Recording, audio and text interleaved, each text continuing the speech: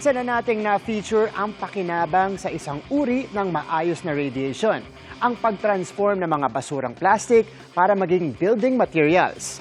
Ngayon, sasampulan namin kayo ng totoong bahay na naipagawa gamit yan. Tara, let's change the game with this Prex House.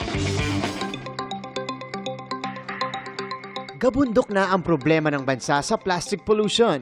Kaya nasa top contributors tayo ng basura. Worldwide, hindi tayo nawawala sa top 5. Kahit ano pa mang ranking natin, it is a fact, ang plastic waste pollution sa Pilipinas ay talamak.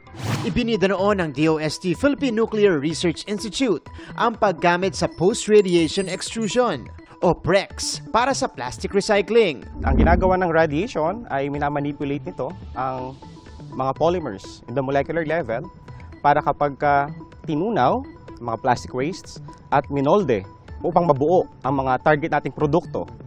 Through this process, kayang makagawa ng materials gaya ng tiles, lumber at bricks mula sa plastic. Fast forward to 2026, ang mga materyales na ito na-convert na into a 24 square meter prototype house. Welcome Martin dito sa Prex Prototype House. Itong walkway na to, papasok sa ating Prex Prototype House. Gawa rin ito mula sa Prex plastic product. Ito ay yung Prex bricks. So ito ay mula sa mga plastics na na-discuss natin kanina. Okay. At in-enhance ang kanilang mechanical strength gamit ang electron beam irradiation. Para talaga siyang yung regular na semento na sahig. Matibay. At maging ang mga walls nito, walang halong semento.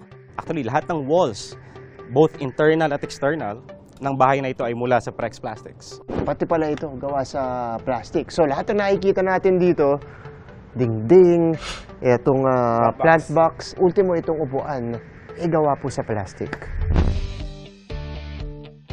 Now, let's have a tour inside.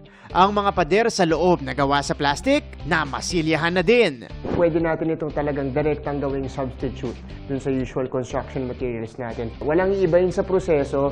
Maging ang mga tiles, gamit na lamesa at upuan na mukhang gawa sa kahoy, 100% made of recycled plastic waste.